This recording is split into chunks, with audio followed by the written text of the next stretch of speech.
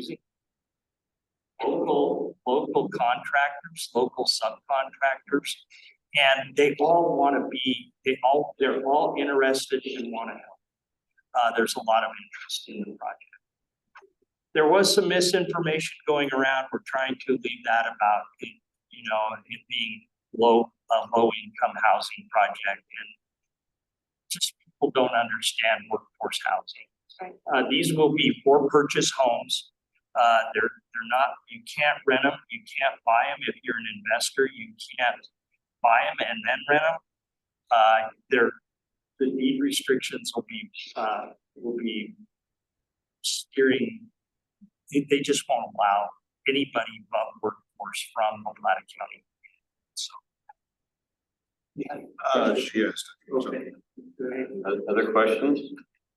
Gilda, Mark? Okay, Can I just make a comment? I mean, this is like input versus, but I mean, it's interesting if you're building up this capital, that I just wonder with some of the other projects that we know are out there, if there could be opportunities for collaboration around local builders helping themselves and local people. So just a comment. I mean, we know that there's Cinnamon Heights, we know there's Rock Creek, not to mention things, really a lot happening in Durango. So just a comment. Yeah, we are absolutely interested and have talked with several people about that. Our numbers aren't top secret. Our subcontractors aren't top secret. Our process is a little different just because we're not a real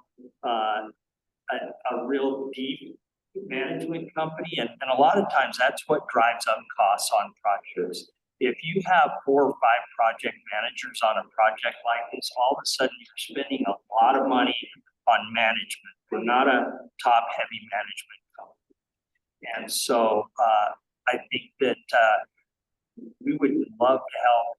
We have talked to the town of Mayfield and they have offered help. And I think they're going about the process to actually get some help that way. We've also extended interest to a show.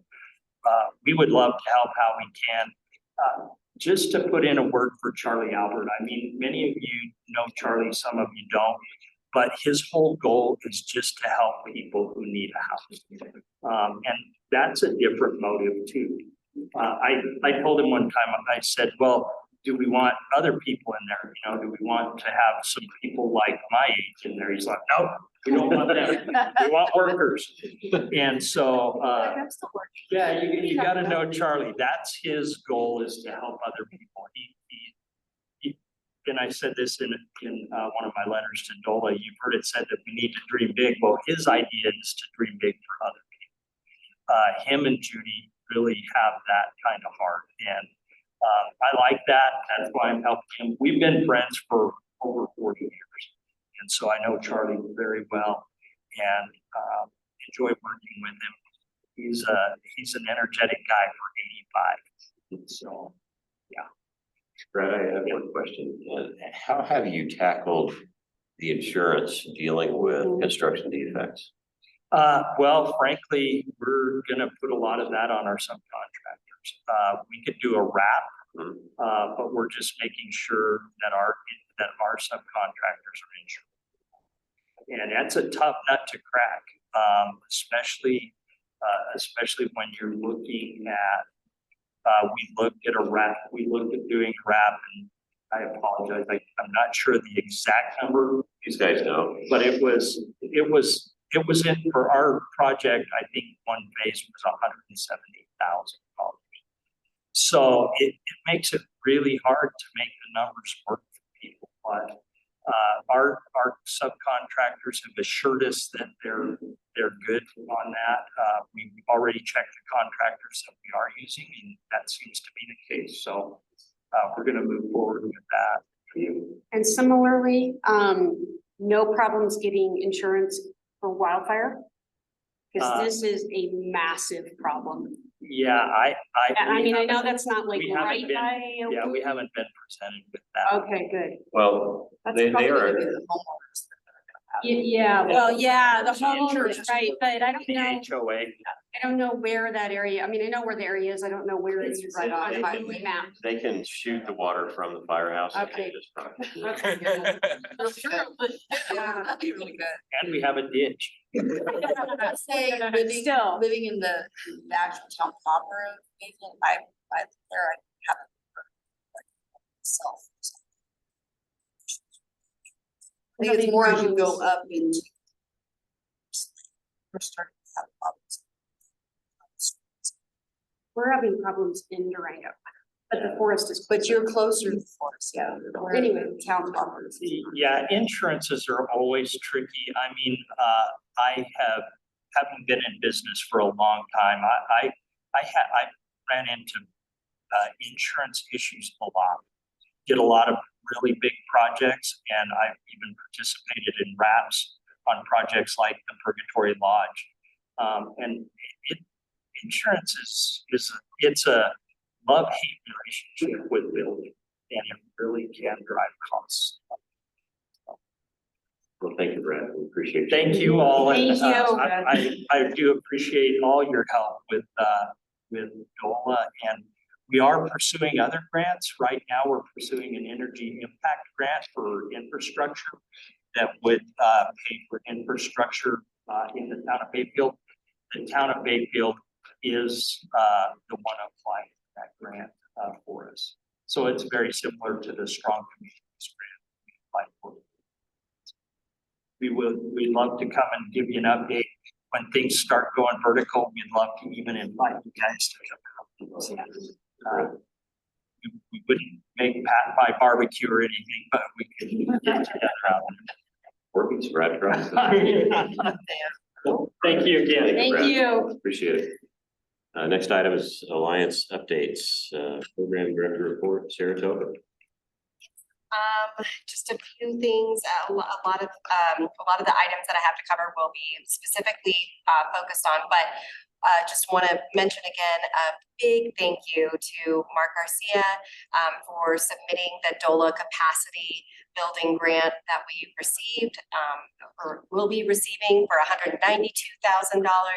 Correction, there was an email before that said $197,000, but DOLA has corrected us on that one. So no problem, we'll let him keep that 7.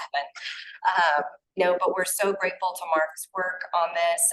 So technically the grant will be given to Ignacio, but that grant application was made for all of the government partners and the RHA.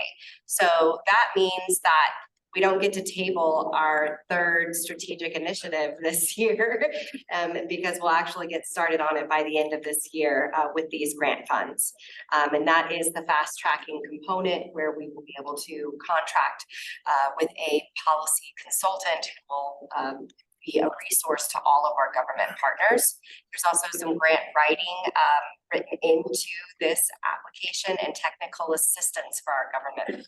So we're very excited about this, about receiving this grant. How long is the grant? 2 years. Yeah, till 2026. And Tuggy at Ignacio is already helping us to get all our documents together to them. So we had a meeting on that this morning. So we're getting started on all of that good stuff. Yeah, we couldn't believe how quick we heard back and everything too. So great. We have a 2024 save the date for the summit out as well. So we've been starting to circulate that. We'll talk more about the summit here in just a bit, as well as the IGA, which are both things we've been working on, as well as the housing needs assessment. And then I just wanted to say that we've had a lot of speaking opportunities for the RHA as of late. Pat spoke to our last week to their policy legislative committee, and they also have expressed a deep interest in being involved in our housing summit as well as sponsoring it. So I am following up with them on those leads. And then JJ and I spoke at FLC at an economics class as well. They had interest in possibly doing a affordable housing project. Also spoke and presented on behalf of the RHA to Housing Colorado to their Rural Legislative Coalition. And then of course this week at the Alliance member meeting. So hopefully you all were able to catch one of those presentations. We've also been invited to applying to the APA Colorado, American Planning Association Colorado Convention Conference, and then Housing Colorado as well. So some of the work that we're doing here in the Southwest corner is getting some note, which is great. I think that's really all I have to report at this time. Any questions for Sarah on that? Hearing none, capital fund updates. Yeah, Mike and Sarah both. Mike would like to talk about the DIDF fund. Yeah, good afternoon and congratulations to Brad for getting the grant, and also Mark, I know you have some great news. So what's really interesting is if you look at the projects that the Catalyst Fund early on funded in round 1, round 2, and now that round 3 is open, those projects are doing extremely well as a percentage. And I believe that the Catalyst Fund and the way that was set up to leverage those dollars to go out and get larger dollars is actually working. And so I want to really congratulate everybody for all the monies that we're bringing into the community. The Catalyst Revolving Loan Fund is on track. This is going to be a little bit different than the Catalyst Fund in that it's a loan. So we're having to figure out terms. I think we're going to take the rubric that we had for the original Catalyst Fund, slightly modify that so that we're still vetting these projects properly, but the terms are going to be significantly different. Along with that, we're trying to figure out the underwriting piece of it. We have some great help. Bank of Colorado has stepped in. Jason Ports is helping us and is going to help us with the underwriting. We have Bank Central, Jameson Bobbin, his former chair of the Alliance, has stepped in to help. So we've got quite a bit of help. And of course, we have First Southwest Bank, Kent Curtis, who's both on the Catalyst Committee as well as a board member for the Alliance. So I think we're in good hands there.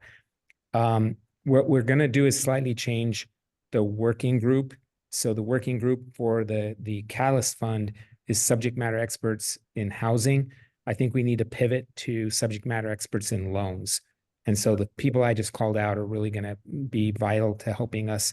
I think we're going to form this small Catalyst revolving loan fund working group and actually ask Chairman Vaughn to participate.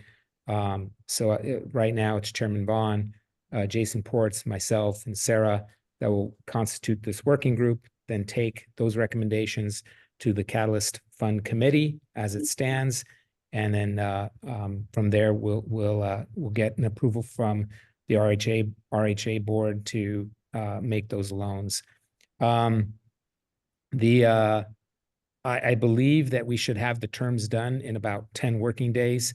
So we're knee deep in that. And then I think we're on track. And I think it's fair to hold us to it that by late April, mid-May, we can be open for business and start taking applications for the revolving loan fund. That means that by the next, I know we're skipping April for the housing summit in terms of the RHA board meeting, but by May, we'll should have a report of exactly what we're doing, what the terms look like. We should have the terms well done before that and be on our way. Yeah, to follow up on that, we are still working on those MOUs. So we do have an MOU today for you all to consider that is between the IDF and the RHA, the RHA receiving those funds. The account also has to still be opened, which I have all that paperwork today. Once the board hopefully has approved everything, we will have Vaughn, Marcia, Mark, and Mike and I as signers on this account. We'll be helping to navigate those funds. And then we will have an MOU between the Alliance and the RHA. So it is understood between the two parties how these funds will be managed and handled. So we still have some back end work to do. Questions, comments from the board? You all done, Mark? Yeah, Mike, I want to thank you for the work that you've put in on this. I know it's been interesting navigating the nuances here and some of the things thrown out at the last minute. So I think kudos to you for basically securing half of the DIDF liquidation fund for this, which is a big deal. So just want to say thank you very much. Thank you, Chairman. Kudos to the staff, done a phenomenal job. And I think with everything else that's going on, continue to put the nose to the grindstone to get all these things done and on a very timely basis too. Mark? Yeah, thank you. I was going to say the same thing. Congrats, Michael and staff for successes there.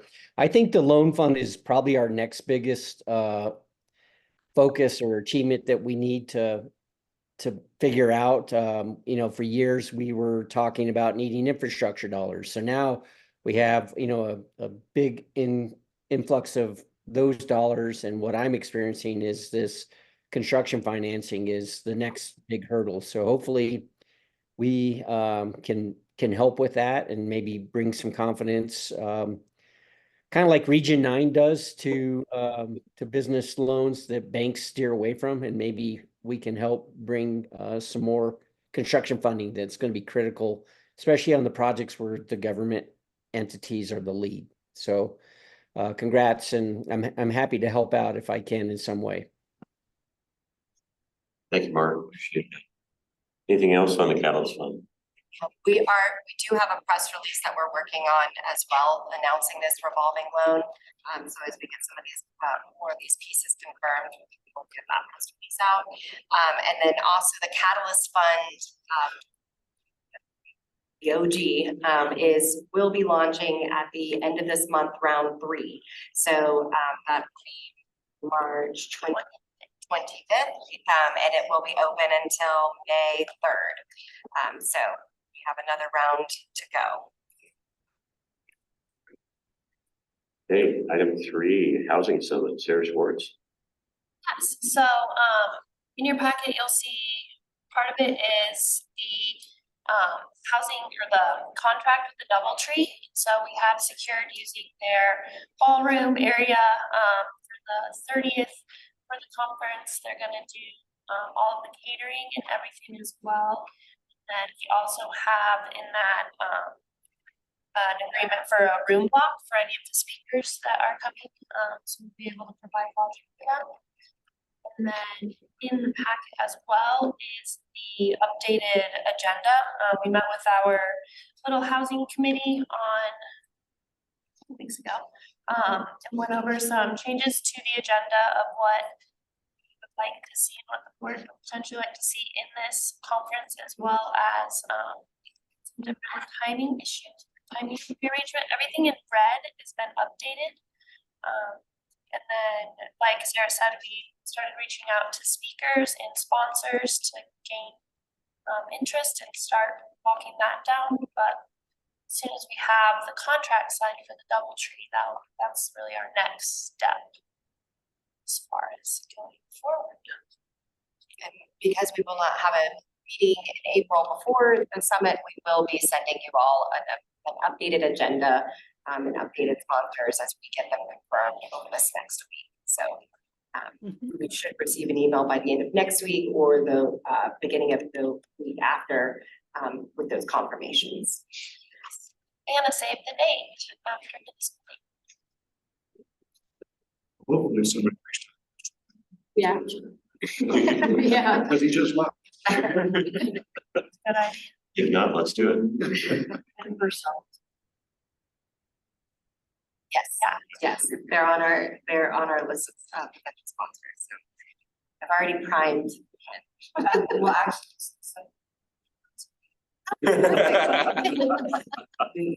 we lost her. Okay.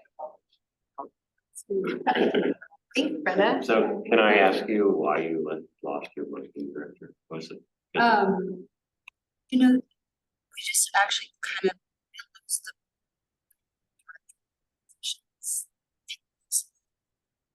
We found that this was out. So much. The reason I was asking is, you know, everything seems to be housing related, so, and, you know, I just wanted to find out if it was something. Yeah, no, it was Yeah, that not was at all, but I can say that we do have some staffing issues that are housing. One, like, for example, one person.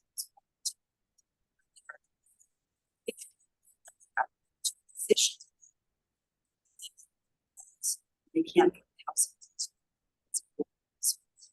We are seeing. Now, are we supposed to approve the contract with DoubleTree right now, or is that? Yes. So I'll just need your signature at some point. It's just our opportunity to update you all on this one. You're fine. You're fine. Anything else on the housing summit? 2024 goals tracking, Sarah Tober. Yeah, we are on track, to a lot of goals in the first half of this year. So, with the steer committee, we had 23 attendees. So that was online and in person. There was a lot of momentum in the room, and a lot of folks supporting, digging into this. So the determination was made by the end of the meeting that we needed a smaller group to really navigate what those different funding streams look like, some best practices, so that we're whittling it down to bring back to the larger committee of here's what we're thinking, and then the larger committee can weigh in and whittle it down that way. So we're going to have a smaller committee meeting here in the next couple of weeks. We've been talking with like Healthier Colorado and a few other organizations who have been compiling best practices around this, so that we can really get them a nice full list of our various options. But I've had a number of committee members, steer committee members, come up to me in public areas, just engaging with me on this, and I think that this is close to a bipartisan issue, and I've heard in a while. I'm hearing both conservatives and progressives say that something big needs to happen here. So I'm very hopeful that those recommendations will come to the RHA board here shortly. I'd like to also interject for a second. When I did present to the Durango Association of Realtors Government Affairs Group, and Joan Joan Fontenot is on the Zoom call right now. She's the executive director.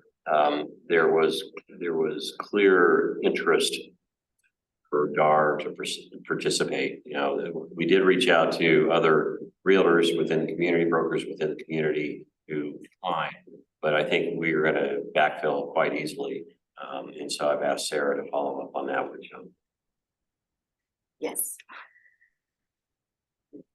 I have a question, Mr. Chair. Yes. Just what, sounds like it's going great. What are their main questions? Like, what do they seem to be getting stumped on, or what information needs do they have? Is it sort of like, We've been covering the housing need and what we've been doing for the past year, primarily in the last two meetings. So it's been kind of getting the group up to speed. I mean, most people are a part of this because they inherently know there's an issue, but they wanted to see the extent of the issue. And I will say the big thing that came out of the last meeting was the need for a housing needs assessment with fresh data for them to really be able to use that as backing for any option that they're support. So. Yeah, we threw a lot of information at them at this last meeting, and it was a lot to digest, honestly. But I think that also kind of speaks to the issue is there's a lot of issues out there that are needed to digest. I think two things, your point on updating the needs assessment, and then identifying costs. So there is some structure to the effort that they will then need to do within the community. So I think they are looking at some guardrails, if you will, that, okay, let's identify the needs, let's identify the costs. So whatever we end up trying to engage the community with, that we engage them with facts. And so that was really important. The reality is, I think, in my view, and I think what came out of the meeting was it's a very large group. And I think they in the entire group saw that, and that's going to be hard to kind of quickly identify and make progress on certain issues. So there was an effort to kind of squeeze down to a working group to come back with recommendations to that larger group. So I think that's where it stands today. They are overall very eager to support a solution. So one thing I'd like to point out, I know I'm preaching to the choir here, but maybe for public record, is that as we're seeing with the efforts on the Catalyst Fund, all of a sudden you're starting to see some matching funds and some dribbles from other sources. And this is what we're talking about in terms of a sustained funding source is matching funds. It's getting to the top of the line. It's getting noticed, whether it's from the state or the Fed. And that's what the funding source for the steering committee is all about. It's not that funding source by itself. It's the opening the door to additional funding. And I think the Catalyst Fund, and Mike kind of hit it on the head, is that has opened the door to additional funding, various projects that you guys are involved with. And again, I know I'm reaching the fire here, but I'm kind of just stating that for public record because I think that's got to be an important piece. If we don't have that, then we're going to be playing second fiddle, in my opinion. So. Well, and our contribution to the Catalyst Fund was ARPA money. That's gone. I mean, we haven't spent all of it, but we've committed a ton. And so to your point, I think, if we look at just that the Catalyst Fund, I think I'm sensing and feeling has been very successful. And so how are we going to replenish that money? Are the governments always, are governments and contributors to date always going to be then giving, or do we cut back our giving or increase our giving? That's what I keep wondering, is we have to keep this going. And the DIDF thing was amazing, but that was a very unique thing to have an organization dissolve and have money. How often does that happen? So, I think it makes the point here of we have to have that sustainable funding. And wouldn't it be great with projects like this one, don't have to go through quite so many hoops, or at least we're dealing with people locally, so. It's a great point, and it's right in the questions for the applications for the grant. Have you received help with the work is because that organizational bonus or plus in those requests or in other investments.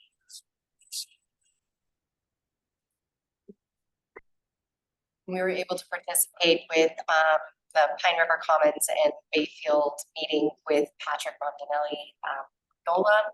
So I think also when we're able to collaborate like that and just kind of show force, that also helps with the state understanding, this project is elevated to that level that multiple entities are involved.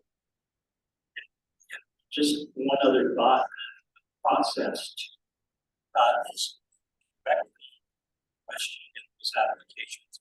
How was the process? Was it expedited process for the housing? That's a pretty big part of that question. It's a really long run out process to realize all these costs for housing have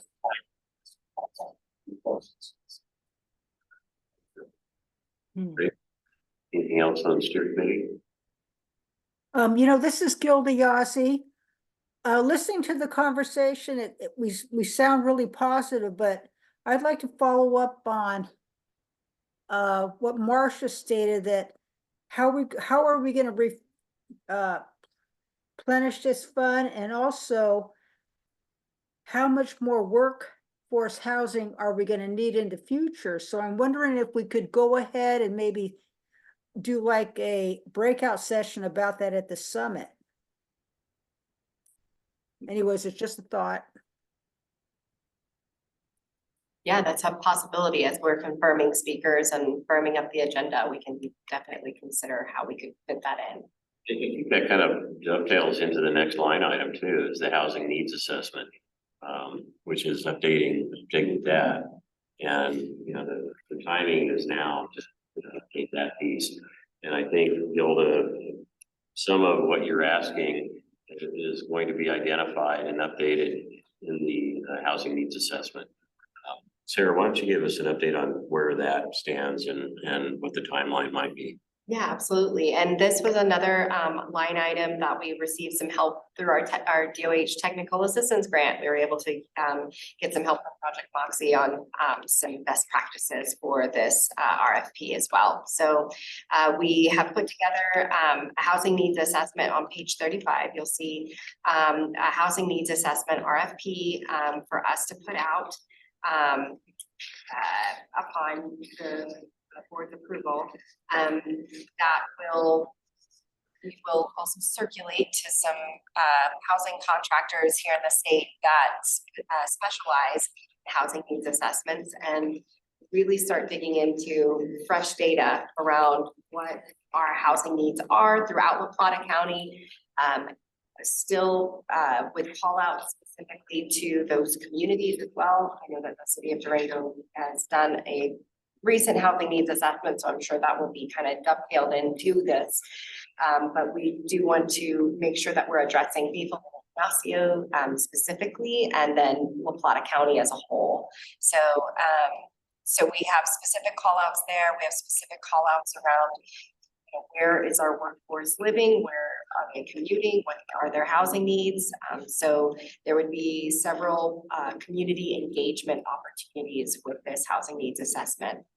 And for the funding of the housing needs assessment, we won't know what the cost is until we get some of those proposals back. But if we're talking 50,000, which some of them are anywhere from 50,000 to 100,000, everywhere in between, we know that CHAFA has offered to pay for half of that if the RHA can match it. So we believe that this be absorbed.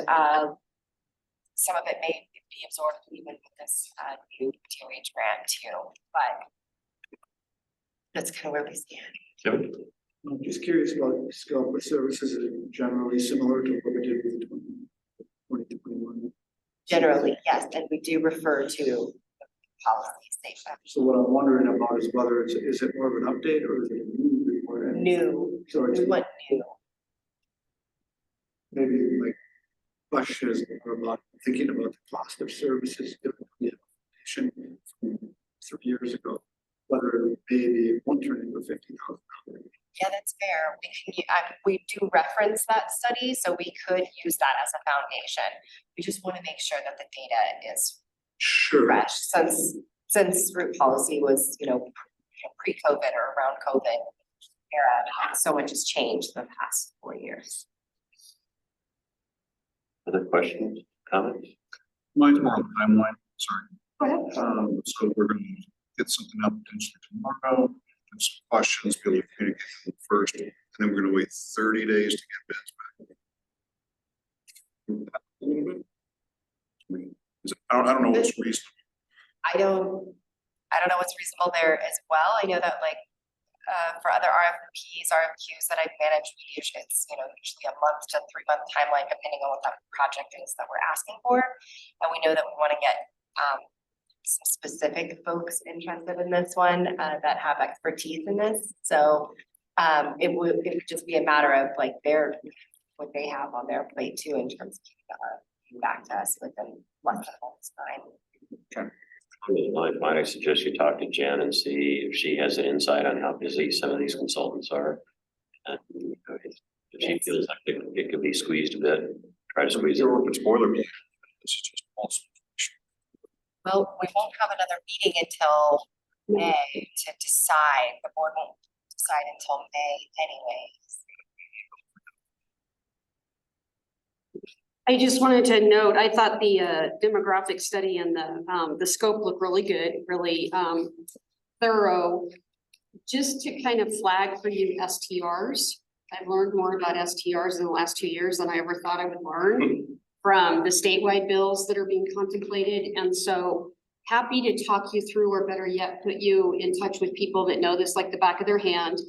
We don't have licensure in La Plata County, as everybody knows.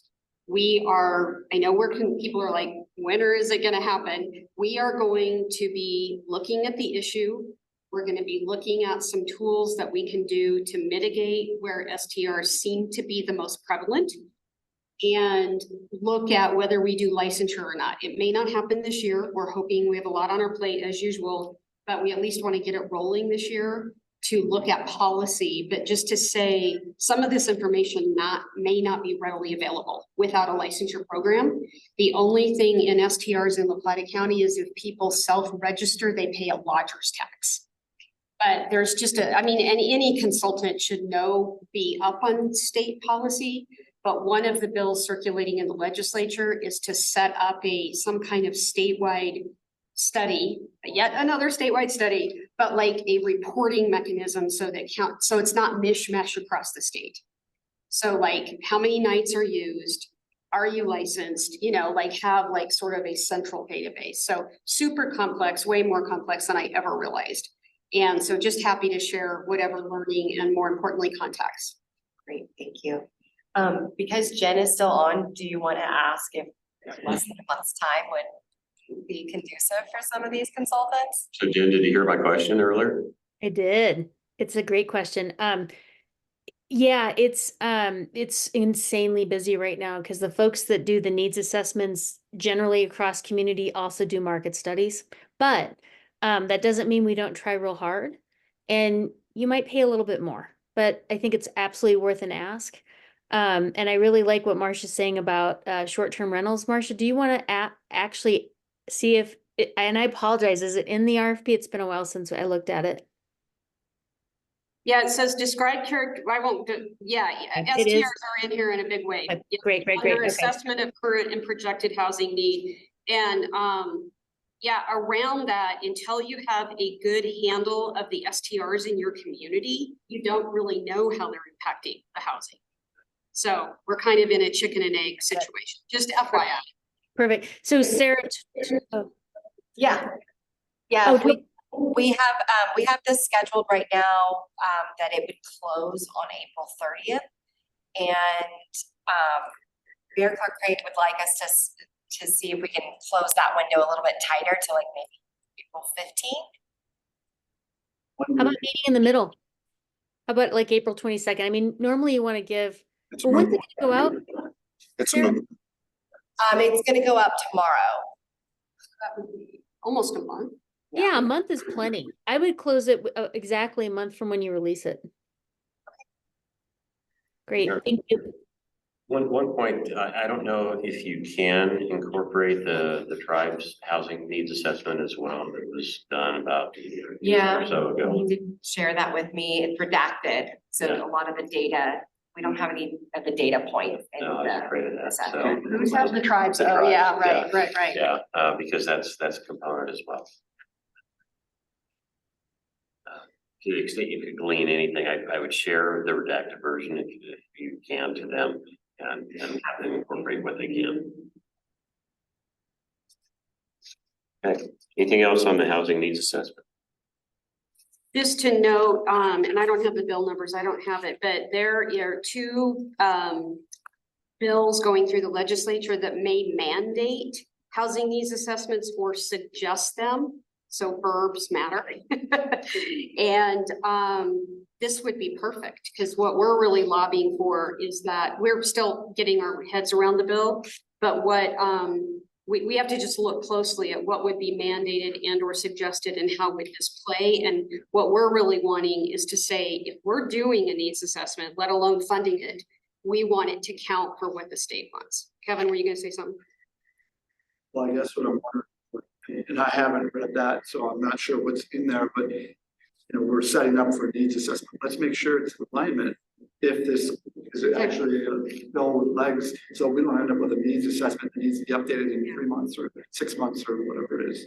I'll send you, it's a CML bill, the one that CML negotiated, so. So is there any suggestion that the state pay any portion of this, or is it all on the backs of the local governments? Why not the state's money? It doesn't pay. We do it. Don't care how you pay for it, right? I'll send you the bill summary, but it's really getting negotiated, but you can at least get a sense of where they're at now. Okay. Like what, but it wouldn't it be great if we said, hey, we already did that, and you know, but the payment issue is a fair one, so. I think it's 174. Well, that's the question. How often, and is it shacks on here? Is it regional? What does regional mean? Lots and lots of questions. The consultant lobby on this. Even if we can at least reference that we followed this bill during. Yes, okay. Assessment, you know? I will send it. And just for clarity, CML supports this. Item housing catalyst revolving loan fund. Did we cover that? Yes, we covered that. Okay. I have one other little update that is not on here, that we just found out about today. So as you guys may have gone to, Powerhouse does their summer concert series. Well, I applied and we have been selected to be a nonprofit featured at one of their concert series. So I'll send you guys all the invite. It's July 31st. 50% of the proceeds will go to the RHA. And it's like $12, I think, but I'll send you all an invite. We don't know who the concert was, but on sale May 1st, so. Yeah, sending Can we out. make suggestions? Can I Kevin? question on that? Why am I- It works this way, like, okay, so this organization is largely funded by local governments. And the other 300 plus nonprofits, some get local government support, some do not. Would there be any concern about maybe pushback that RHA's stepped ahead of 300 other nonprofits to be a recipient of funds for this sort of thing? And I'm not certain I'm super concerned about it, but I think it's worth a question worth putting out there as to whether there's we could bump into some perception issues. It didn't include governments, it just had. Just for nonprofits, and they, funny not funny, picked us after the Alliance beat them for nonprofit of the year. They still picked us, so. We did consider that, so the Powerhouse has its own internal selection process for going through that, so we simply put our name in the hat for consideration, and then we're chosen. I'm good with it personally. Not on us, it's on them. Mhm. There's gonna be pushback on it. We didn't choose it. They chose us. Well, and if there's pushback, I'll push back and say we need housing, so. Well, there's that too.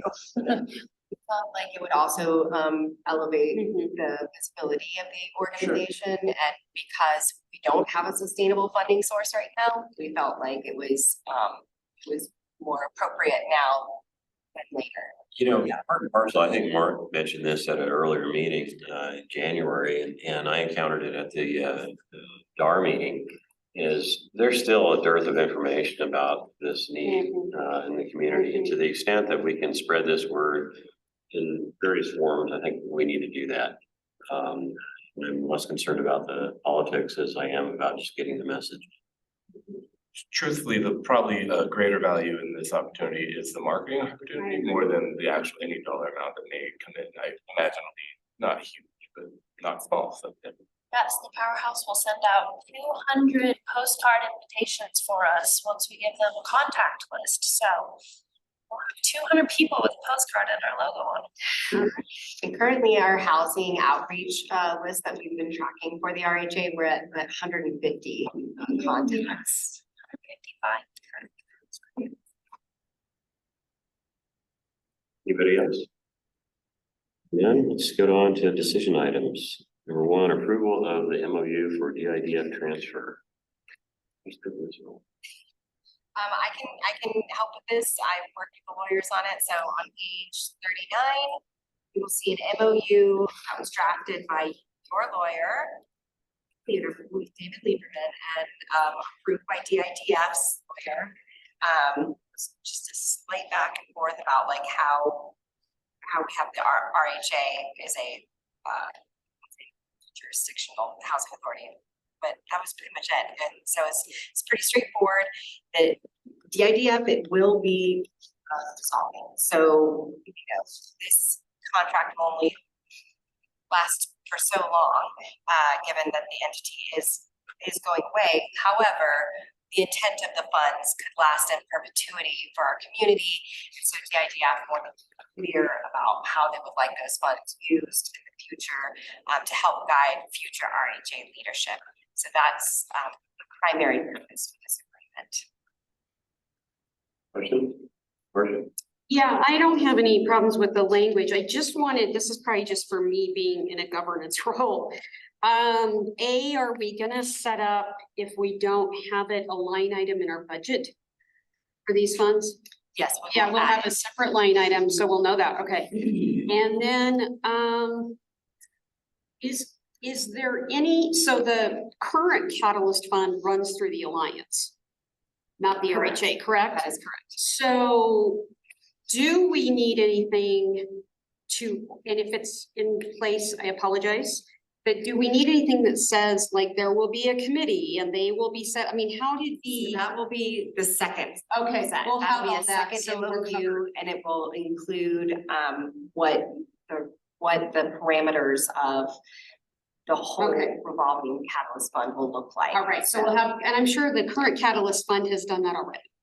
Yes, we Yeah, like have, this is who we are, this is how we operate, this is who gets picked, blah, blah. right, that Okay. is correct. Yeah. We have a whole web page dedicated to it as well. And then we Okay, have some internal documents that we've shared publicly. We'll talk about how the bank account's set up. Yeah, this We have our MOU, separate- this MOU will allow the transfer, will allow the opening of the account and the transfer of those funds over to the RHA. Those funds will sit there until another MOU is reached between the RHA and the Alliance, and that includes how those monies will be distributed. all right, that was a question I had, and then, is there any thought, and we don't have to decide this today, because I'm in favor of this this document, about investing now? We have had some conversations with Bank of Colorado, that's where the funds are, and that's where the account will be. But we have, no, we have not reached any determinations on investing them, considering that we think that they might be at play pretty quickly. And you know, construction loans, they can be done in a couple of projects. We would be totally just like in a holding pattern for another year until they come back to us, so. Just thinking through kind of a chain here. So if the current agreement is to transfer funds from DIDF to RHA. Under the RHA is to utilize. So why is there a kind of a structural agreement with the Alliance relative to how the money gets used if it's already come to the RHA? It would be more about the agreement of how the Alliance will manage those funds for the RHA, considering that we will be helping to make those distributions and in conjunction with the Catalyst Fund. Like for instance, we've talked about that we'd like to make one of the parameters for the loan that it should be a project that has come through the Catalyst Fund when possible. The Catalyst Fund projects were, because then we know that it will have been vetted from a working group and from the Catalyst Fund committee and work tandem. And the way we're set up is the Alliance roll out over the RHA, and that's why the Alliance ultimately still has kind of that broader oversight. The RHA board will approve any loans made out of that fund. So that it would simply be creating infrastructure for this revolving loan, much like we did with the Catalyst Fund, and having a working group who would review it. We would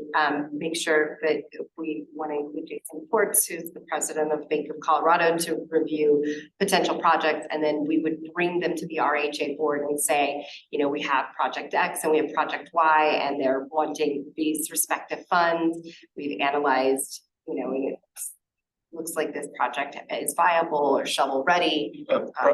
Broadly speaking, the MOU before you right now would transfer the funds with the understanding that they are to be used for the purpose of workforce housing. And then the forthcoming MOU between the RHA and the Alliance would essentially just be setting up the staffing to implement those funds, since the RHA currently has no staff. That actually helps.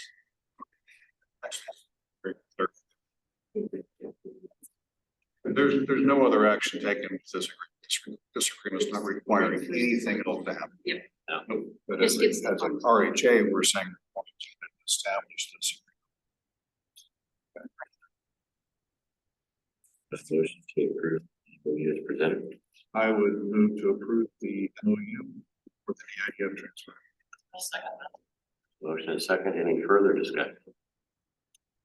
Then all those in favor signify by saying aye. Aye. Aye. Opposed? None. Passes unanimously. Thank you. Congratulations, with nesting. Yeah, really. Maybe we can build upon it. Yeah, exactly. Maybe That's this is the point. first step. Mhm. Number 2, annual IGA escalation. Okay, this is super exciting stuff. So Data Lieberman and I were trying to take into account the directive given by the board of an IGA escalation every year with the partners. And that directive included population increase, projects that are important to the RHA board, as well as inflation. And so after mulling it over quite a bit, we couldn't quite come to a formula internally. So on page, 42 of your packet, we have referenced the CPI, the Consumer Price Index. And we determined that that might be the best way for us to go about it. And yes, this does not read very exciting, but this is what their CPI is currently. So we can utilize that every year because it comes to like 8% versus what was in the budget. Originally, when we received it, we have no idea why the budget was at 22% increase. Mark can maybe speak to it a little, but it was budgeted for like all the government partners to be increasing by 22%, which was an arbitrary number. So we thought maybe if it was rooted in the Colorado price index, that might be a little bit more, have a little more legs. So that's for your consideration. Curious if you know how the region or the alliance for that matter, how you calculate, because I think it's a similar kind of formula. So is this different than how those other entities are essentially IGA with local governments? I can't speak to Region 9 at all. The Shaq is on the call. I'll wait for the training. It's Kevin Sturt. For emphasis.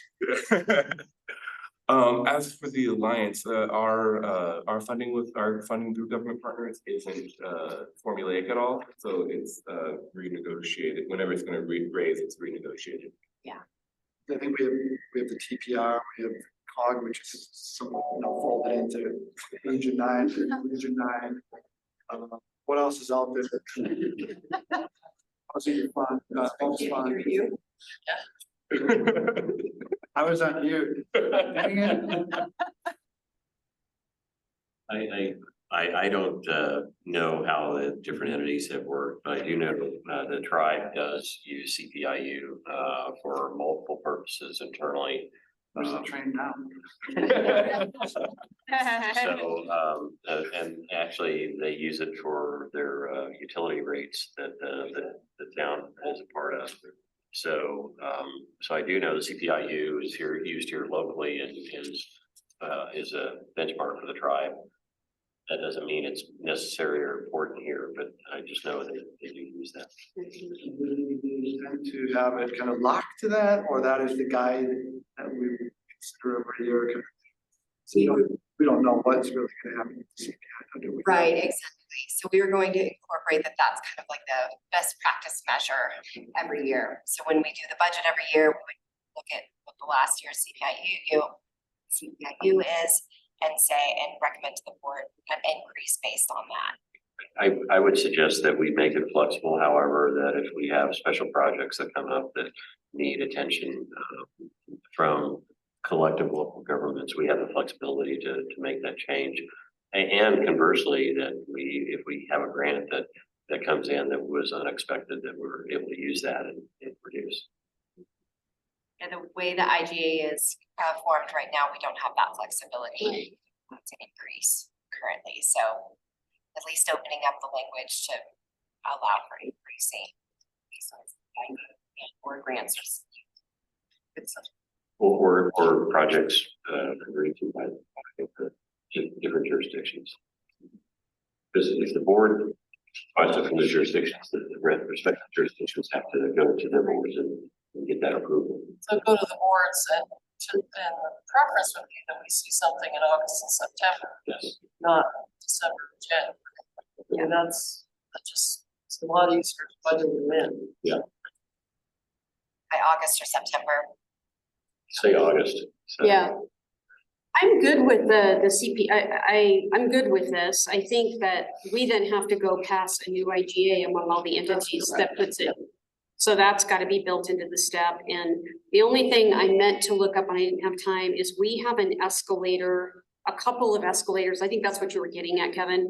We have escalators like in, when San Juan Basin Public Health, we paid a per capita amount, and then there was an escalator, so it didn't constantly have to be redone. So I'll do a little bit of research with Chuck and you, Kevin, on what that escalator is.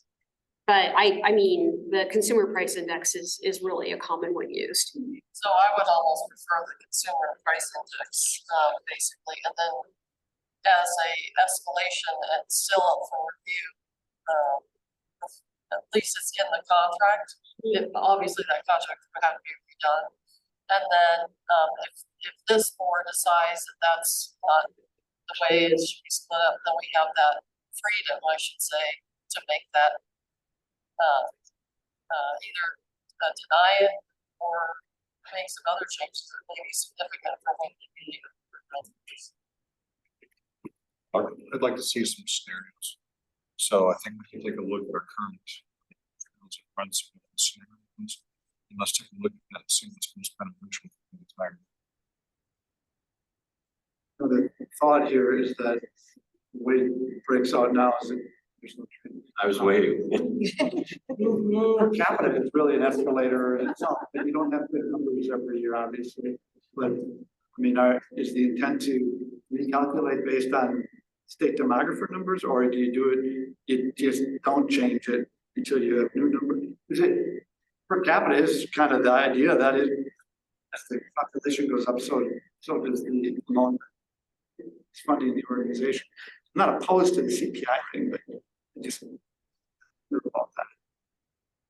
So you're saying it would be a combination, we would still stay with the population ratios.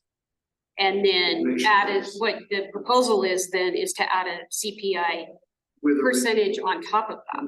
Well, that's what it sounds like is happening, and then it would be an annual review when, as Katie says, before our budgets are set. And Clark's saying he would like some scenarios. Well, I just haven't seen the numbers, what the Yeah. impact is. Because that CPI over the last 4 years, I'm chart, it's on page 24, shows that even in the all items as food and energy, from 2.9 up to an 8 down Yeah. to 3. Yeah. So that's a pretty wide swing. I'd like to flatten this out so we can project this year. So it's the scenarios I would get just to better understand. Some way, it's really based on the need for organization too. That's just kind of. I think that makes sense. We do have to stick with the population component too, and I say this as Bayfield's annexed to a bunch of, ground. You know, Ignatius got some projects going.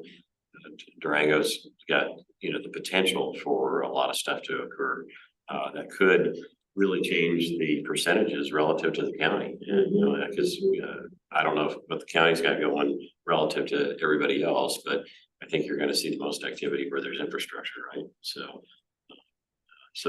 our numbers could change relative to each one's percentage over the next 5 years, I can see that. From where the population is. Yeah. I appreciate having the conversation. I do too. Productive.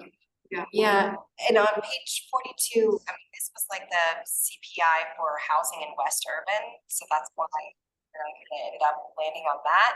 And we felt like, 6.5% increase would be much more palatable for all of the government entities versus 22%. Yeah. Yes. So I guess what I'm hearing is that we should table this and run a couple different scenarios.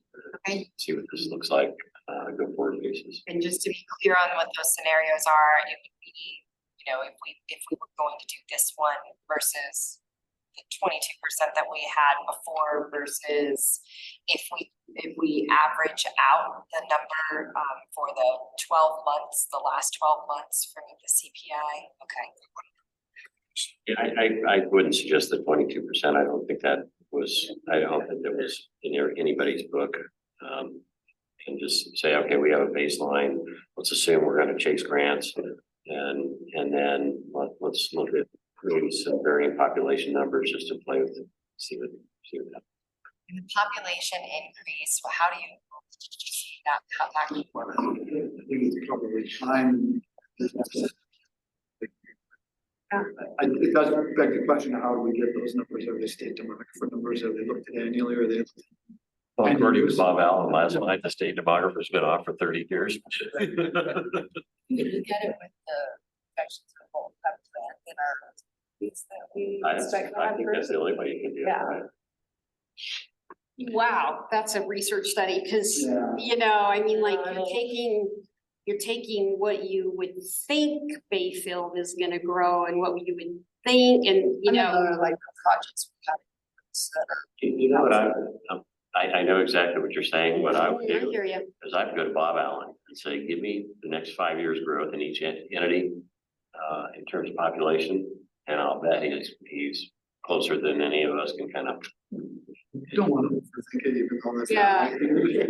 Because, he's got the data for 30 years or 40 years, and he's got it for each entity. So I would just go to him and just say, give us a shot here for the next 5 years and so it don't look like. I think as long as we're justifying, and I think also we have to look at, so what we're currently doing is taking the budget, just to be simple, 200,000, I know it's a little bit over, and then we're apportioning the population across that budget. So if the budget is rising based on costs, what we think rent is gonna be, what we think staff is gonna be, this is gonna feel like I'm backing up the tape, but we will be asked this from the public. Why do we need an escalator if we're basing it off a budget where you're budgeting costs? Like if rent goes up 10%, that would be reflected in our budget. If the phone goes up 15%, that's gonna be reflected or at least projected in our budget. So what is the escalator for? I'm not against an escalator, but what are we using it for if we're using the apportionment off a developed budget?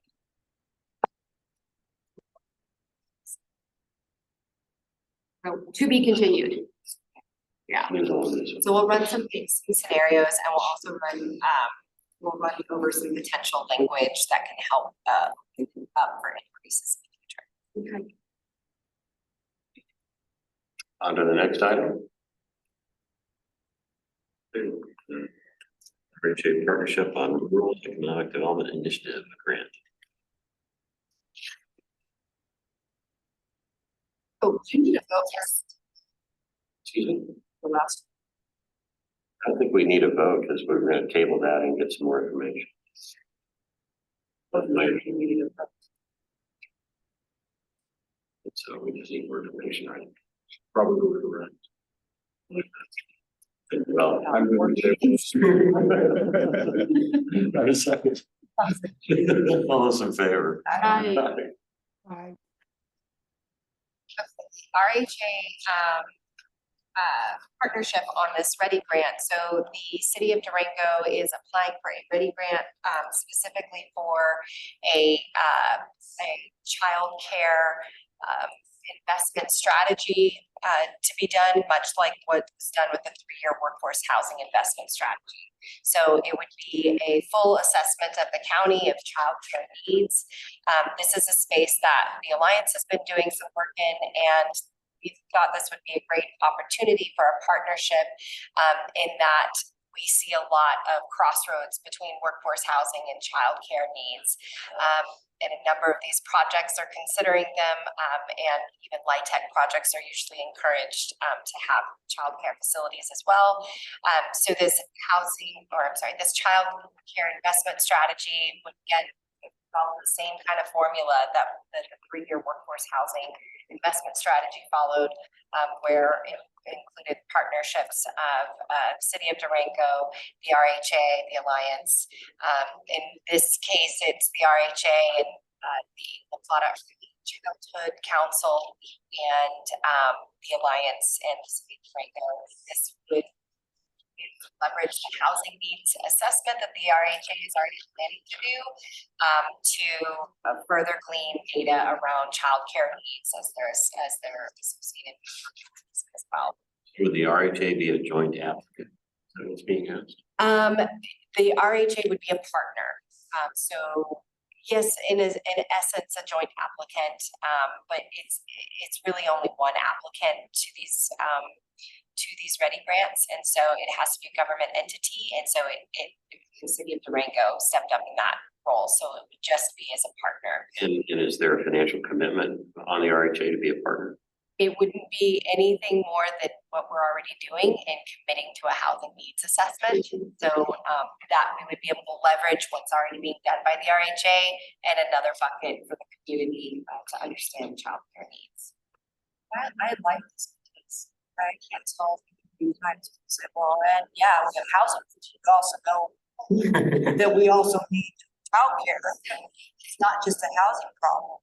Yes, And so I think with that, having us have like a hand in there that says, you know, we're aware of this, and so we've supported Durango in doing this, kind of says we're in all facets. While we may not do that much for it, we're still looking at all facets. right. I just wanted to understand the financial commitment. Yeah. Good question. So for clarity, this is a county-wide assessment. Right. Sounds good. So much like the technical assistance grant that we filed for. Again, it's a county-wide. I don't know that I would, it is going to La Plata County. It would go to the City of Durango, but they're actually not making a financial commitment to this. It would be the Alliance and then what the RHA is committing already to the housing needs assessment. But it will be La Plata County wide specifically. Durango's the applicant. Because, yes. Durango's the applicant. They're doing it on behalf of RHA. Correct, that's it. I'm not trying to put words in your mouth. No, that's it. It would be on behalf of the RHA and behalf of all government entities represented within the RHA. So do you just want to approve this contingent upon that being the case? I could. The deadline for submission is today.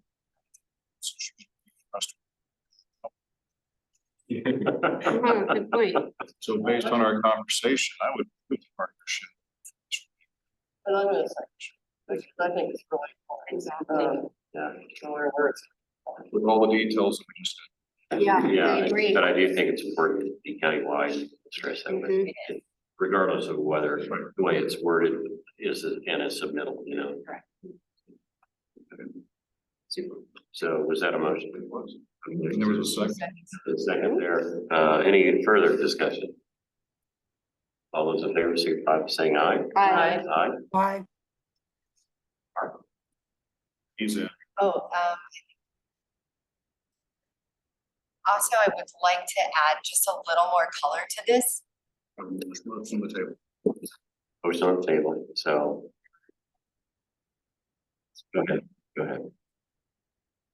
Like, Go ahead. I just wanted to say that this is also in kind of conjunction with what we do with the steer committee.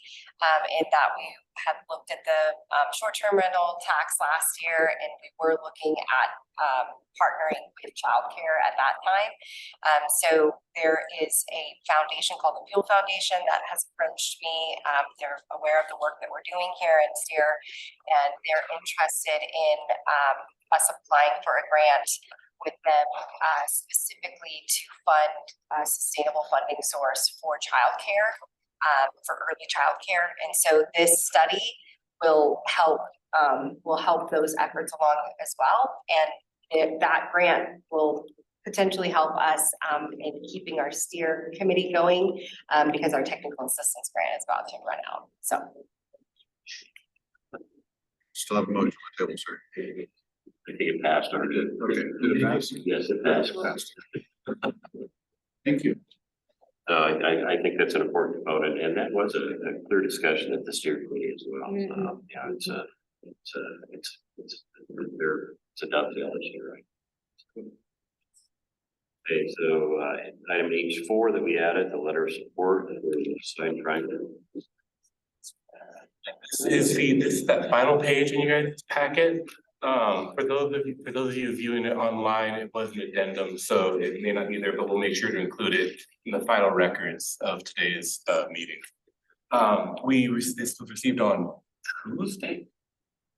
I think shortly after we sent out the packet, we got this request online for a letter of support. So you see the initial form there requesting a letter of support, and then staff has created a draft letter of support for your consideration as well. So per our letter of support processes, this goes to the board for approval, whether or not you think this is something that we should be lending our support to, or whether or not you feel it's something we should stay out of.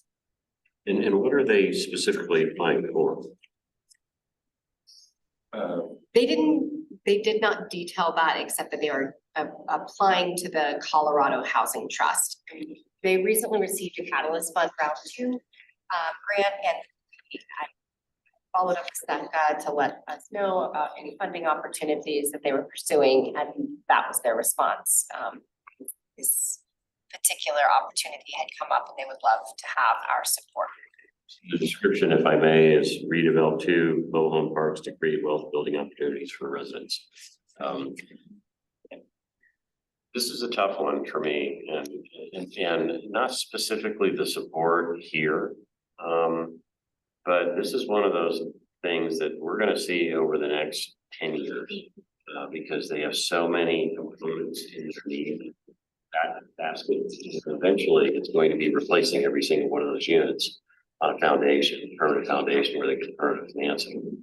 And so they're going to be going after grants for the next decade, is my opinion. I don't know that for a fact. So this is a totally different animal than what we've dealt with before. Personally, I'm fine providing a letter of support because, you know, we need to preserve this housing, but it's a different animal altogether, in my opinion. It's the letter of. Yeah, that's a Yeah. final. On the right side. The back side. Oh, it's actually further right. Well, what does it say we're supporting? I'm sorry, I didn't see this. Yeah, their application to the community, to the Colorado Trust. We are happy to entertain. We just drafted this letter based on the application. We're happy to entertain. And because we had a meeting in front of the board versus normally we just have 2 days to respond. That's the policy and it's in place for letters of support typically. So to that's comments, you know, they every time they're looking for a grant for through a couple of foundations, and is there a way to globally support that? That doesn't fire every month for supporting. We could come up with a template letter. We could. The other thing that comes to mind for me is, blanket generalized support. Well, if you keep supporting multiple times and we don't know the details, it starts compiling, and then what if something goes awry and we've got, you know, continuous generalized support based on limited information. Well, The my concept thought, is fine. my thought process is as well is that, okay, say there are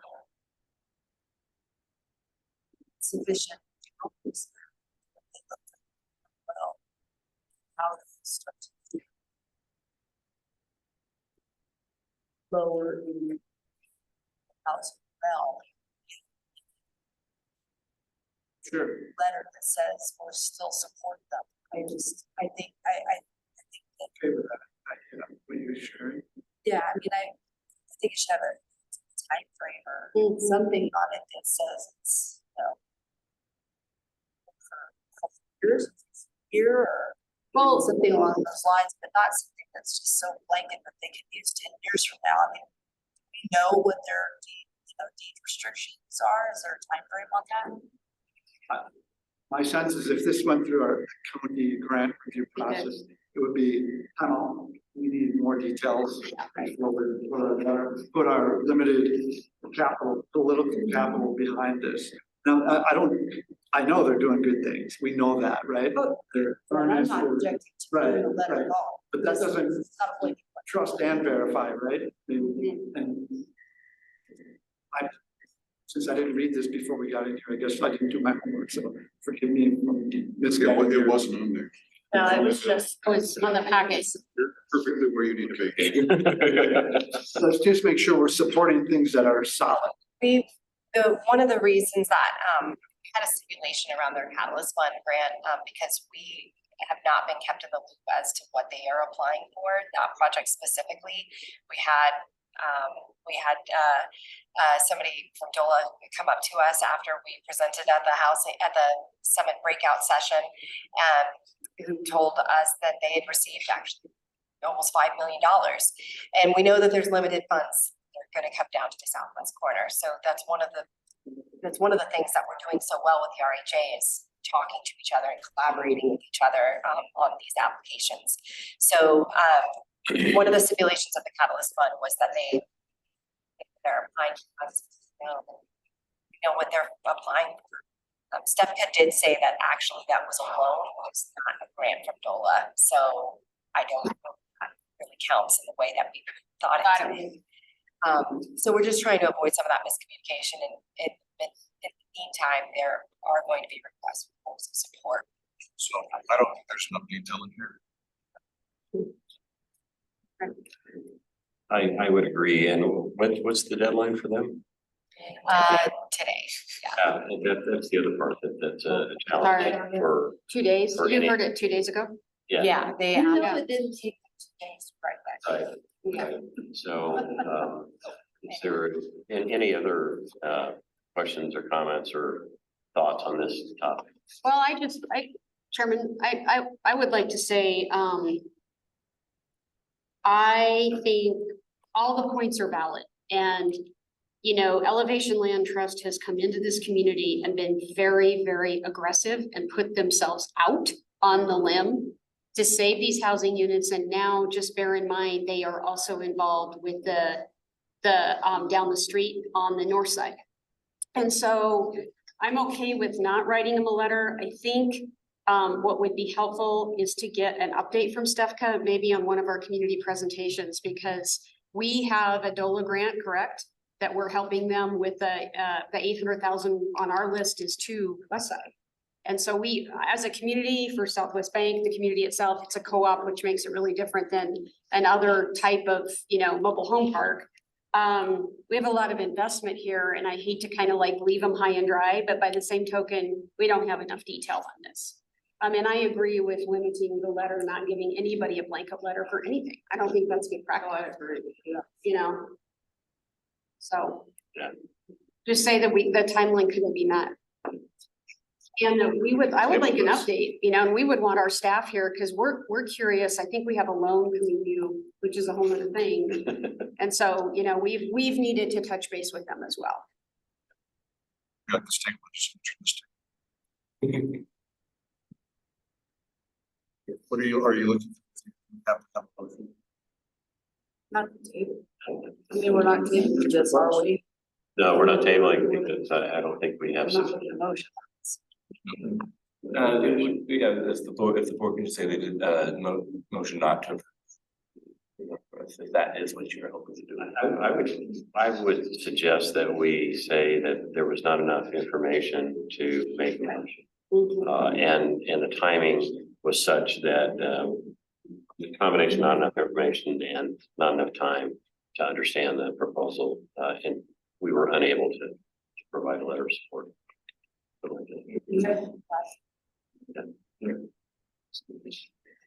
agree. Discussion updates, grant matrix, Schwartz. Right, so, everyone's really busy, and so there were a ton of updates. I might be able to speak on one that wasn't in the grant tracker, but I read about in the Herald today or this morning, so, and then, let's see, I'm trying to find the grant tracker real quick. We had 2 updates from the city of Durango on their 2 grants that have closed. And so this brought up a topic of how we want to display those on this grant tracker. Because it's going to keep getting wider and wider if we keep adding columns. So we thought potentially creating a new tab to start tracking the ones that have been closed. So we still have a record of them, but they're not necessarily reflected on the current funding. Good idea. Well, up to that, after spending the better part of 15 years doing tracking the city's dedicated sales tax for, with similar grant tracker, we didn't take it off the table. Well, we just did one column. It's complete funds dispersed. What some kind of language is just indicated we're done with this one. Still there, still ends up in the totals. It doesn't end up as a separate kind of pot elsewhere. Different. You can do it at another tab, I suppose, but it's more arduous for someone who wants to take a quick look at what's going on. We ended up with, I mean, the spreadsheet was 70. And so it had to be built, so it paged out, but. We can certainly do whatever the board desires on that. Our consideration is trying to fit it on the board packet. Everyone that you guys are all looking at right now, and how best to do that. I appreciate anything that's above like a 90. Yeah, well, You could just put have a completed row and then just right, that's that very short. I just have a comment. So when you use the word received, I'm getting a lot of corner requests, somebody that's slates that wants to get a full detail of the money that we received. And I keep telling them, we got awarded. We don't have any contracts. We gave all the stuff we get grant process. So if there's any way that, because we don't have $2 million, and that's one of the ones this person is, and continues to bother me. So if you can be awarded, because we don't have a cent of that 2 million. So we could use that word differently, and maybe I can say, hey, by the way, just put RHA. Yes, right, change has been made. Thank you. Going forward. And then we had, I guess the RHA was an update with our new local capacity grant. As you can see in the highlighted yellow, the number is not correct, so we will be updating that to be 190 instead of 97.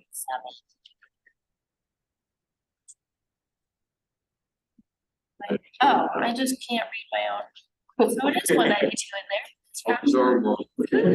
Only got a good word. And then we had a couple updates on the funding opportunities side as well.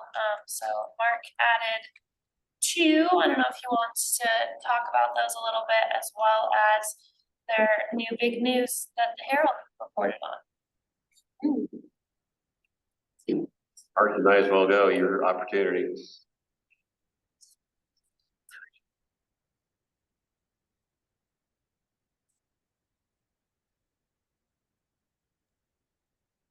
Hello.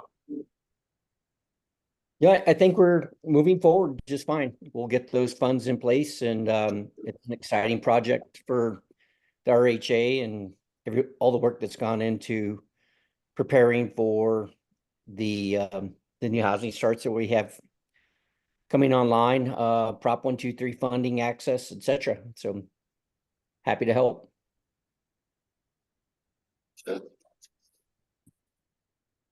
Anything else on the grant matrix? All I have. Prop 123. Yes, Eva's not here today. There was a meeting today during the same time. We're trying to get information from Shirley on how we could attend.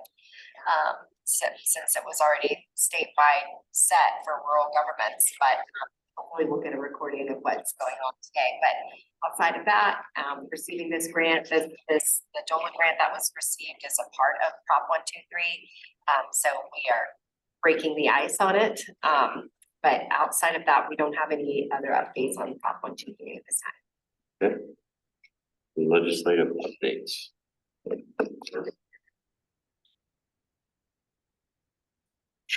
I mean, I can tell you what I know, and please understand, I'm always like about a foot underwater on this stuff until I have the staff look at bills. But there are two housing bills, and 174, like we talked about, is the big one. There is a transit-oriented community bill that doesn't apply to us. There is an ADU bill that doesn't apply to us, and then there is one that would. It would in the unincorporated area that is not in a wildfire zone. So you've just ruled out a lot of La Plata County. It would pave the way for people to get grants to do an ADU. So not quite sure where that's at. We think it's a little bit ill-conceived because of the wildfire element, because if you look at like Forest Lakes, that's gonna be where you might add 10 units of housing with this, but if it's in a wildfire area, they can't do it. So anyway, that's kind of coming out of the Front Range. And then 174, I just got a whole analysis of it, so I'm not prepared to say, but that's where we really need to look as an RHA at, of like, what are we being required to do? What is the region being required to do? And then the construction defects, there's 3 bills.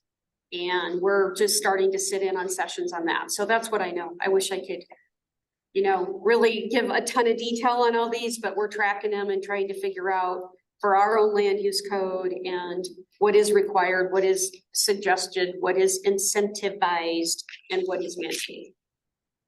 Is that your take? Yeah, and Brian was going to add a little more color to that from Housing Colorado today, but and we do are tracking on March 20th, there is a webinar that the EDCC is putting on about that construction defect bill specifically. So what date? March 20th. Who is putting that on? The Economic Development Council of Colorado. Oh, it is. EDCC, and Wednesday of spring break. I think that's the 20th. March 20th. Can you get me the information on that? Absolutely. Yeah. 10 a.m. 10 a.m. It's like a webinar on the 3 bills. Yeah, the unintended consequences of construction defects is what it's called, from the economic development perspective. Well, that doesn't sound good. I mean, that sounds like they're coming in with it with a bias instead of like we're really trying to look at both sides. Anyway, yeah, I won't be judgy until I see it. And then you'll be. Just made a comment. Anything else on legislative updates? So just for grants, 604 bills have been introduced. What'd you say? 604 bills have been introduced to this legislation. And have any of those bills been introduced to reduce legislation? All got the bills. There was a bill last year put forth by Montrose County to only meet every other year. To read it, yeah, so. Just asking. Okay, so we're ready for member updates. I'll jump in. I did present to the Durango Association of Realtors, so you guys heard about that. I thought it was well attended. It's their governmental affairs folks, about 10 people in person, another 5 on Zoom. Really just walk through the presentation and walk through the needs, and it was quite an engaged group. So they, like many others, are saying, and like Mark said a couple months ago, we need more information. We need to know about this. So I think it's really incumbent upon us to just hit the pavement on this issue, and hopefully the Housing Summit will help with that. And then last night, some of you attended the Wells Group presentation, their annual real estate presentation. Nicole presented for the town, Eva for the city of Durango, and then Yuri Planning Director of LaPlata County. Lynn. Yeah.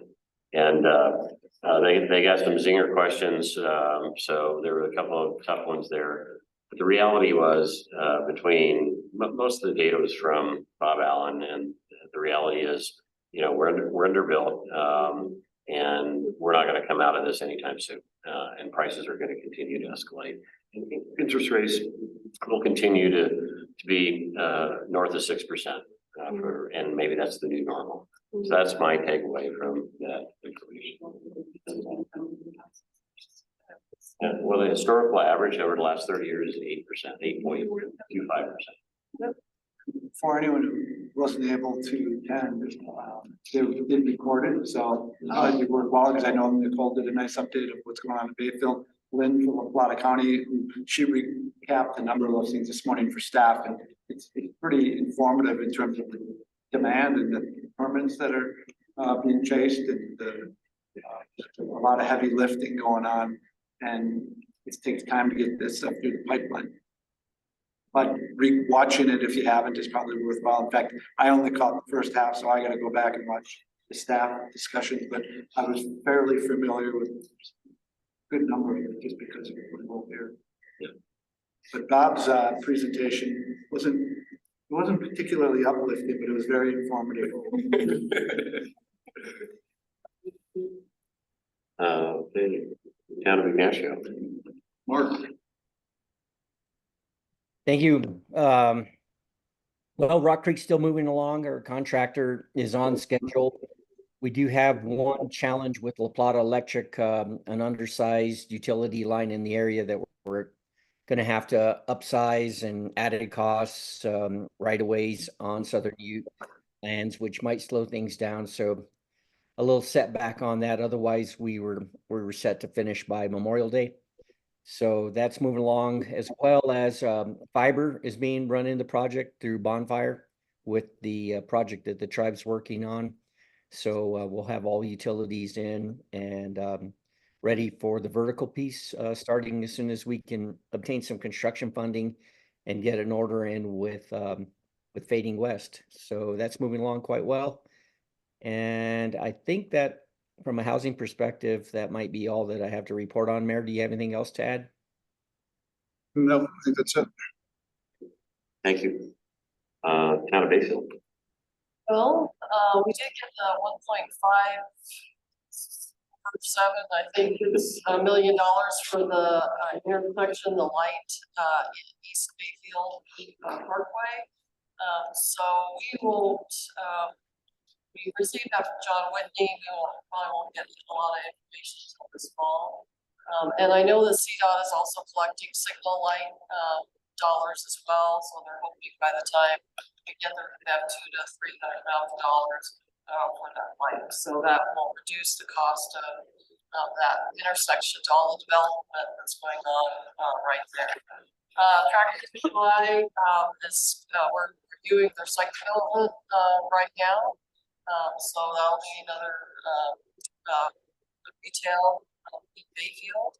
We're looking at the concept of the Ironton, which is kind of it's going to be campgrounds and RV in Bayfield. We just annexed that last year. It's across from the post office in Bayfield. So that's going on. We do have an RFP out for Cinnamon Heights for infrastructure. We have another RFP out for our shared use path going from Bayfield Center from asphalt path to actually concrete path. And, a lot of other things going on, election, we actually had a forum last night, La Plata, voters did a great job of doing that, so. It's kind of what I have, and what else should I add? Okay, City of Durango. Nope. Yes. The city council approved an agreement with Twin Buttes to develop, can you hear me? Yes, we can. Okay, to develop affordable housing at the Old Animas High School plot. And we're looking at 30 units that will be between 70 and 100% area median income. And Durango Crossings project was approved for 140 units of workforce housing. And we also approved some preliminary plans and annexed some property. And then, of course, we held our public meeting for the Police Department City Hall project. On March 7th and 8th, we had a strategic planning retreat, and hopefully we'll get some better baseline thought process going. And then, of course, you all know that Eva isn't here today, but she had a few notes that she sent in an email. And we're working on updating the Fair Share Inclusionary Zoning Program. Community Development Commission will meet on March 25th at 5 p.m. And let's see. And that's about it. You know, we're really working hard, and I do believe that Eva's got her plate full, so I'm glad that she's taken some time off. She did a great job last night, by the way. Yeah, well, you know, so we wouldn't be where we're at without her. She and Nicole both did a really good job. La Plata County. You wanna go first? Sure, how'd Lynn do? For 7.5 months on the job and having to step up, Yeah, you know, she's in a really tough position. she's doing great from my perspective. We're glad to have her. I don't know that I have a whole lot to add that hasn't been heard months before, but what I would say is that the top of my list, Katie is working with Nicole on getting things squared away for the funding for your project. And I briefly talked to Nicole yesterday, so we're hopefully next week plenty of time to get that forward. The county and the city for months now has been working with trying to freshen up the development agreement, which is primarily a city development agreement, but there's also some agreements that the county has in there. Met with Tim Zink again today, kind of just talking through the nuts and bolts of it all and trying to find some things that when it's time we would bring forward for consideration. I know that the development agreement is coming to a head with the city, so the point on all of that is essentially Village 1 in Three Springs. I feel like I'm speaking for something that knows more about, but there's still a little bit of room for build up, but it's coming to close here before too long. We talk about the timeline we talk about. So I think the discussion about where they go from there, given that whole Village 2 has got no infrastructure whatsoever and it's sitting there. And it really is, if you look around the community, where is the best place for housing, and that's it. So I think everyone's trying to collectively find some solutions. You know, that's all very generalistic, but those conversations continuing with the staff investment and time on those things, and hopefully we'll make some progress here in the coming weeks and months. I'll wait to motion. Just a couple things, and this gets to Lynn being new and revving up very well, I think, is that we are going to be bringing on in April, Kevin can give much more details, a senior planner position. And it's been very difficult to identify a senior planner. Planners are not a dime a dozen, as we all know. They're really not. And the housing costs here and getting them to move here, and I don't know anything about the person, but just saw that Chuck always gives us an update. So I could maybe add to that, and, you know, living so remotely here. Pretty tough because, city of Durango employee is now Katie's right-hand person, right? Person we got to take over that management position, it's a principal planner position, came from the city of Durango. However, at the exact same time, a county employee from the planning office is now going to work for the city of Durango.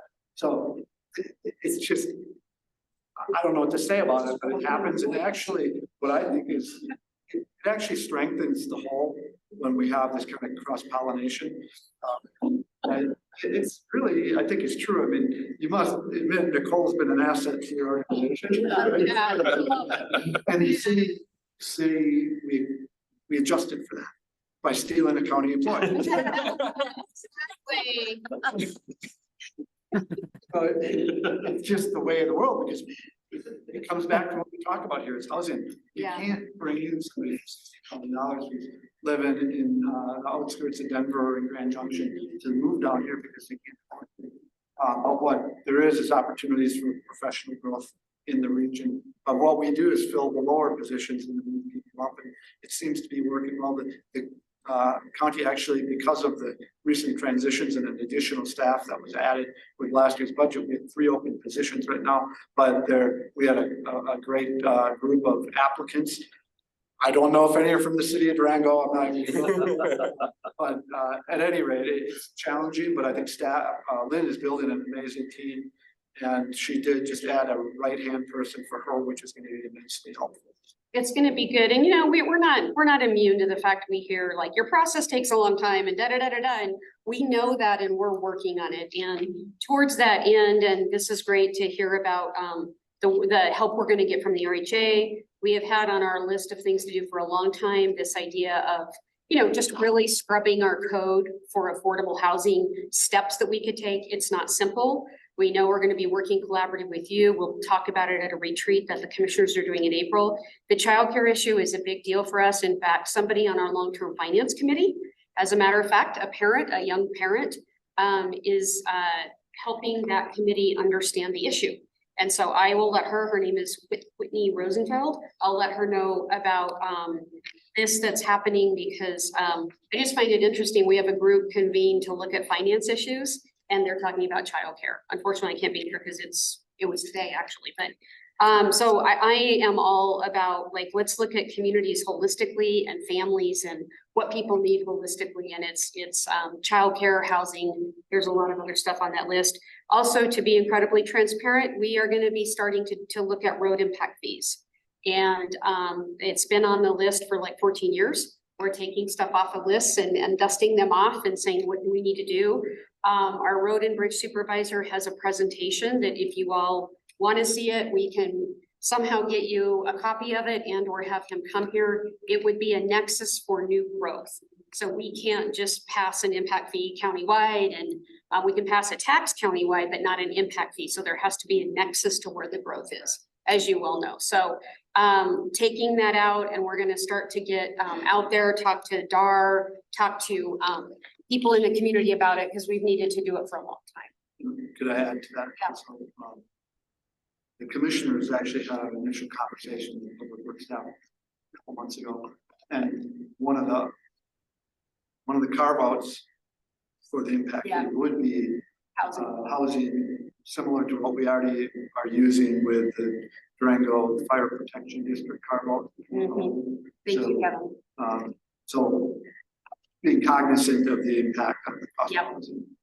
We said we've got to figure out a way to make sure if it's deed restricted housing coming through, that there's a way to exempt that. So, yep. So that's us. Okay. Anything else? This meeting is adjourned. Wow.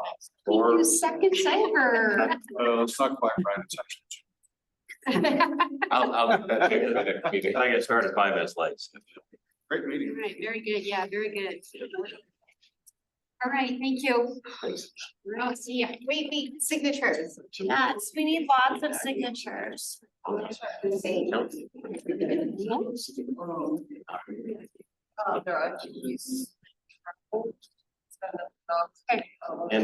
the way, we reached the So that's city. kind of. Somebody's Somebody's